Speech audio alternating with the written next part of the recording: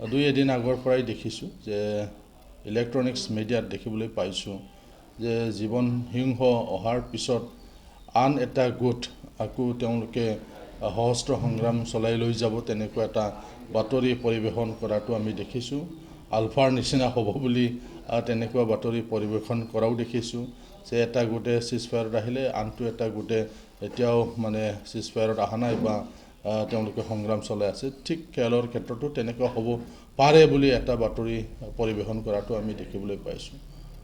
মই এই সময়ত এইটোকে ক'ব খোজোঁ যে যি আলোচনা এই আলোচনাটো যাতে ভালদৰে হয়, বাস্তৱসন্মত এটা প্ৰেক্টিকেল সলিউশ্যন কৰিবৰ কাৰণে দুয়ো পক্ষই যাতে চেষ্টা চলায়।